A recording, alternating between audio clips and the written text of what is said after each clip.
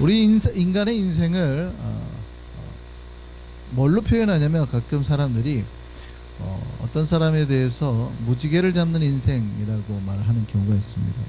이 사람들은 현실의 세계에 사는 게 아니라 보이지 않는 세계, 그러니까 다가가도 잡을 수 없는, 눈으로는 보이죠. 무지개가 눈으로는 보이지만 손으로 잡을 만큼 실제하지 않는 거예요. 그런 것을 쫓아 사는 인생을 갖다가 무지개를 꿈꾸며, 아니면 무지개를 찾으며 사는 사람이라고 말합니다.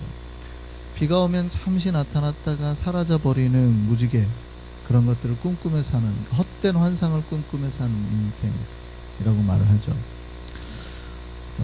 마치 가질 수 없는 것을 향한 꿈만 꾸는 사람들, 일확천금을 노리듯이 사는 사람들, 예를 들어서 뭐 도박장에서 한 방으로 돈을 왕창 벌어가지고요 살 것 같은 사람들의 심리와 비슷한 거죠. 많지는 않습니다만 그런 어떤 무지개를 꿈꾸면서 사는 사람들이 있습니다. 그런데 꼭 그런 심리가 어떤 그런 일확천금, 도박장에서만 나오는 게 아니라 인간의 삶 자체가 어쩌면 헛된 그런 무지개를 쫓아 사는 삶은 아닌지도 생각해 볼 필요가 있습니다. 인간이 매일매일을 살고 한 주를 살아갈 때 그것으로 자기들의 쾌락만을 위해서 사용하고, 그것을 어떤 선한 일이나 거룩한 일에 나누거나 쓰지 못하고 살아가는 인생도 어쩌면 무지개같이 허망한 인생이 될 수 있는 겁니다. 인간의 인생이 그렇게 어쩌면 잠깐 나왔다가 사라져버리는 인생이 되면 안 되는 거예요. 그러니까 비가 오면 잠깐 나타났다가 비가 그치면 사라져버리는 인생, 이게 이제 무지개와 같은 인생인 거거든요. 인간의 인생이 그렇게 살다가 가는 것으로 생각하는 사람들이 있어요. 그런데 우리 인생은 그렇게 헛된 인생이 되면 안 된다 이 말이죠. 내가 꿈이 헛된 것을 쫓아 살아가는 그런 인생도, 그런 꿈을 꾸는 인생도 되면 안 되겠지만, 무지개처럼 잠깐 나타났다가 그냥 없어져 버릴 인생으로 살아서도 안 되는 겁니다. 크리스천의 삶은, 기독교인의 삶은요 영원한 삶이에요. 우리는 이 땅에 한 10년, 20년, 몇십 년의 인생의 모든 것을 다 투자하고 끝나버리는 인생이 아니라, 우리는 영원한 이 땅의 삶에서의 잠깐의 불편함을 극복하고 영원한 삶을 사는 겁니다. 우리는 영생을 사는 사람이잖아요. 안 믿어지시나 봐요. 몇몇 한 분만 아멘. 우리는 지금 이 땅에 이 피부가 좀 줄어들고 이런 삶에, 물론 우리는 여기서도 잘 살아야 됩니다. 하나님 이 땅에 보내준 이유도 잘 살라고 보내주신 건 맞는데 그것만이 전부가 아니라는 거예요. 그렇죠? 우리는 무지개처럼 반짝하고 사라지는 인생이 아니라, 무지개가 아니라 이게 브릿지예요, 브릿지. 이거를 통해서 천국까지 이어지는 인생을 살아야지, 이게 잠깐 비쳤다가 사라지는 인생으로 끝나버리지는 않는다 이 말이죠. 오늘 본문에도 무지개가 나옵니다. 근데 그 무지개에 다른 뜻이 있어요. 잠깐 나왔다 사라지거나 어떤 환상이나 어떤 헛된 꿈을 말하는 게 아니라, 이 무지개는 하나님과 인간과의 약속이에요. 어떤 사인이고 증표였어요. 인류 구원의 표식이었던 거예요. 이 구원을 따라 쫓으면 심판이 없다는 얘기예요. 그 사인의 무지개가 나옵니다. 신앙적 무지개를 쫓는 사람들은, 이 하나님의 사인을 쫓는 사람은 비록 삶이 힘들지라도 하나님의 언약 가운데 위로와 힘을 얻는 사람입니다. 우리에게 영원한 복을 주신 하나님의 약속을 붙들고 사는 사람들입니다. 신자는 누구냐? 그 약속을 붙잡고 사는 사람인 거죠. 그래서 신앙을 딱 한마디로 요약하면 이거예요. 세상에서 헛된 무지개를 쫓고 살던 사람이 이제는 언약의 무지개를 따라서 살게 된 거예요. 세상에서 내 쾌락과 내 즐거움을 쫓고 살던 사람이 이제는 언약의 무지개, 하나님의 약속의 무지개를 붙잡고 살게 된 게 신앙이에요. 신자예요. 여러분 한두 분은 다 읽어보셨을 겁니다만, 러시아의 그 유명한 작가가 있습니다. 톨스토이라는 작가가 있죠. 이 사람이 귀족 출신입니다. 워낙 글을 잘 쓰죠. 그래서 워낙 글을 잘 써서 그 글 쓰는 걸로 사실은 젊어서부터 부귀와 영화를 누리며 살았습니다. 작품을 통해서 많은 사람들한테 인기를 끌게 됐죠. 근데 그의 인생에 죄나 불안은 떨치지 못하고 살았습니다. 거의 인생 말렵이에요. 50쯤 돼서. 어느 날 이 사람이 시골길을 걷고 있었습니다. 사람이 별로 없는 시골길을 걷는데 한 농부를 만나요. 근데 농부를 만났는데 그 농부의 얼굴에 평화가 가득한 거예요. 자기는 성공한 사람이고 전 세계적으로 유명한 작가고 뭐 별로 부러운 게 없어요. 돈도 많고 인기도 있고. 근데 자기 얼굴보다 그 농부 얼굴이 더 평안해 보이는 거예요. 물어봤습니다. 도대체 당신이 그렇게 평안스러운 삶의 비결이 뭡니까? 라고 묻자 그 농부가 이렇게 말해요. 저는 하나님을 의지하고 사는 사람입니다. 그래서 언제나 내 마음은 기쁠 뿐입니다. 이 말을 듣고 톨스토이가요, 그때부터, 그러니까 그 나이에, 굉장히 늦은 나이죠. 좀 인생으로 따지면. 그때부터 진지하게 하나님을 찾기 시작했습니다. 여러분, 신학계에서 톨스토이는 굉장한 의미가 있습니다. 신학계에서 톨스토이가 가지고 있는 그 신학적인 영향력은 사실은 어마어마하거든요. 문학적인 영향력도 마찬가지입니다. 그러니까 우리가 정교회적이나 아니면 영성 쪽에서의 톨스토이를 빼놓고 말할 수가 없습니다. 그 참 많은 작품을 써내거든요. 근데 그게 젊었을 때의 톨스토이 작품이 아니에요. 50세 이후에 나이 들어서의 톨스토이의 작품입니다. 그는 결국 하나님을 만나게 되고요. 불안과 공포에서 벗어나서 하나님을 아는 것이 진짜 사는 길이다 라고 고백하게 되죠. 결국 나중에 이 사람이 나의 회심이라는 글을 썼습니다. 거기에 이렇게 기록을 했어요. 5년 전 나는 정말 예수 그리스도를 나의 주님으로 받아들였다. 그러자 나의 전생애가 변했다. 이전에 욕망하던 것을 욕망하지 않게 되고 오히려 이전에 구하지 않던 것들을 갈구하게 되었다. 이전에 좋게 보이던 것이 좋지 않게 보이고 대수롭지 않게 보이던 것이 이제는 중요한 것으로 보이게 되었다. 나는 소위 행운의 무지개를 찾아다니며 살았는데 그 허무함을 알게 되었다.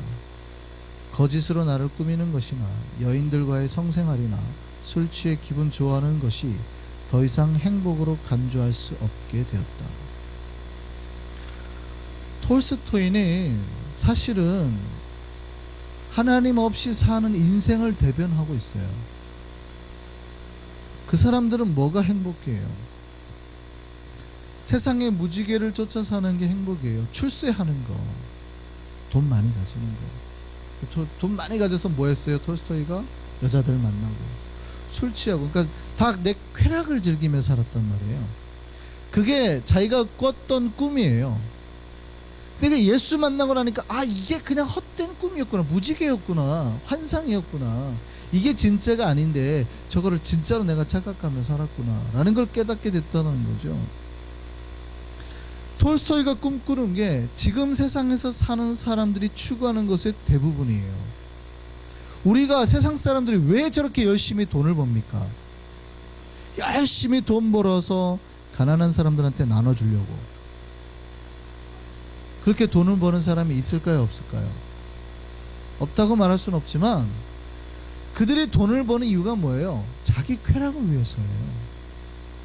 쾌락을 해서 막 허랑방탕하게 꼭 쓴다는 게 아니라 정말 나를 위해서, 내 인생을 위해서, 내 인생이 더 편안하고 즐거운 그런 쾌락, 편안의 삶의 즐거움들을 위해서 돈을 버는 거지, 이걸 통해서 더 많은 가난한 자들에게 나눠주리라,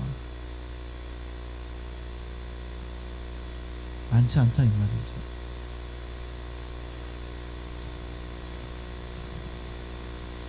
톨스토이의 인생은 두 가지로 딱 인생으로 나눠요. 하나님을 만나기 전의 작품, 하나님 만난 이후에 완전히 달라집니다.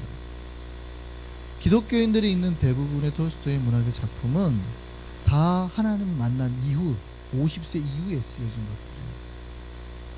그래서 삶의 깊이, 인생의 깊이가 있어요.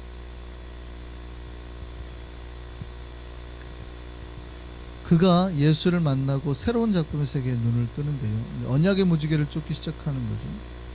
그래서 그 말년에 쓴 작품들은 다 하나님과 복음에 대해서 나왔어요.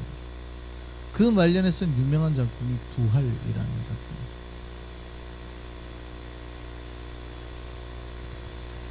그는 세상의 무지개를 쫓았던 인생에서 하나님의 언약을 붙잡은 인생으로 전환되어서 살게 된 거죠. 오늘 본문을 보면 하나님이 노아에게 무지개를 주신 이유가 두 가지가 나옵니다. 우리가 이번 주 내에 사실은 창세기를 계속 살펴봤는데요. 하나님이 노아에게 무지개를 주신 첫 번째 이유는 노아의 제사에 감격했어요. 노아가 방주에서 1년하고 열흘이 더 있었습니다. 1년 넘게 방주 속에 갇혔어요. 노아 홍수라는 것은 사실은 심판이기 때문에 우리는 노아가 살아남았다는 기쁨에 더 강할 거라고 생각하지만, 노아의 방주 속에 들어간 게 노아와 세 아들 그리고 며느리밖에 없어요. 며느리들. 그렇다면 노아의 모든 친척이나 형제나 친구는 다 죽었다는 얘기예요. 집도 잃어버렸다는 얘기예요. 1년 동안 홍수가 났으니 먹을 것도 없다는 얘기예요. 그러니까 다 잃어버린 거예요. 정말 다 잃어버린 거예요.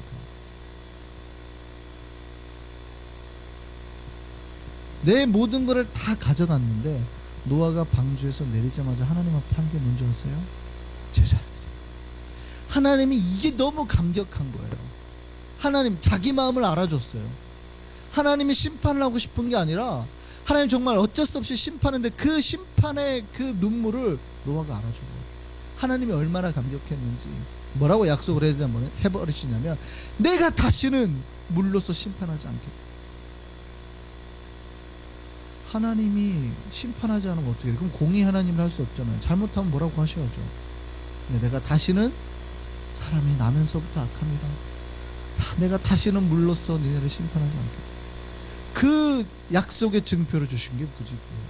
얼마나 감격하셨는지. 이게 첫 번째 이유예요. 두 번째 이유는 또 다른 이유가 있습니다. 노아가 믿음이 있죠. 그런데 노아가 믿음이 있다 하더라도요, 이 홍수의 심판은 인류에게 엄청난 공포가 됐을 겁니다. 노아와도 마찬가지고 노아의 세 아들에게도 이 홍수는 트라우마일 거예요. 모든 인류가 죽어버린 것을 경험했단 말이죠. 자기 때에 이 아이들이 모든 인류가 죽어버리는 엄청난 경험을 한 거예요. 그럼 이 아이들이 그 공포 속에 살까요, 안 살까요? 네, 제대로 된 인생을 살기가 쉽지 않은 거예요. 노아는 믿음이 있어서 그렇다 치지만 이 아이들은 자기 아이들에게 가르칠 때 하나님은 무서운 분이야. 비 오면 조심해라. 무조건 방주로 들어가라 얘들아. 비만 하나님이 약속해주지 않으면 비만 오면 이 아이들은 벌벌벌 떨 거예요. 방주로 대피해. 그 후손들은 할아버지한테 들었어 얘들아? 비 오면 무조건 방주로 도망가야 된대. 한 방울만 떨어져도 모든 삶의 그를 다 포기하고 다 도망갈 거라고. 방주로 대피해. 인류가 비만 오면 벌벌벌 떠는 존재가 될 거예요. 언제 죽을 줄 몰라서. 그러니까 삶이 행복한 게 아니라 항상 비만 오면 죽음의 그 무서움 속에서 떨어만 살아야 될 거예요. 왜냐하면 인간은 불완전한 존재거든요. 비록 그들이 홍수로 인해서 살아남았다 하더라도 그들은 어차피 또 죄를 범할 수밖에 없는 존재예요. 인간은. 여러분이 예수 믿었다고 고백하고 죄 안 짓겠다고 했지만 여러분이 죄를 안 지었어요? 안 지을 거예요? 거짓말이죠. 인간은 불완전해요. 우리가 죄 지은 거를 정당하자는 얘기가 아니라 우리는 연약해서 안 짓겠다고 해놓고 또 죄를 짓는단 말이죠. 그러면 그 순간 어떤 생각이 들어요? 아, 나는 이제 또 죽었구나. 하나님 분명히 저 비로 나를 다 쓸어버릴 거야 라는 불안감과 공포 속에 살 거란 말이죠. 자기들이 조그만 죄를 보면 언제든지 하나님이 심판할 거라는 그 공포 속에 살게 될 겁니다. 하나님이 물론 노아의 그 제사 때문에 감격해서 주신 것도 있지만 무지개를 왜 주셨어요? 인간들 안에 일어날 그 모든 공포심까지도 없애기를 원하셨다는 거예요. 여러분, 공포가 가지고 오는 파괴가요, 죄가 가지고 오는 어떤 결과로 나오는 파괴보다 훨씬 클 수 있습니다. 그러니까 인간 내면의 그 공포는, 그 내적인 그 공포심이나 이런 두려움은 우리가 죄의 결과로 얻어지는 것보다 훨씬 더 클 수 있다는 거예요. 여러분, 2차 세계대전 당시에 미국 파병돼 가지고 2차 세계대전에 죽은 젊은이가 몇 명인지 아세요? 대략 40만 명. 많이 죽었죠. 그런데 아이들을 군대에 보내고 남아서 염려와 불온으로 근심 가운데 뭐 여러 가지 심장병이나 이런 걸로 죽은 미국 시민이 몇 명인지 아세요? 100만 명. 실제 전장에서 그 죄의 결과로 전쟁으로 죽은 사람의 숫자보다 그들을 보내놓고 불안 가운데 이 공포심으로 죽은 사람이 훨씬 많은 거예요.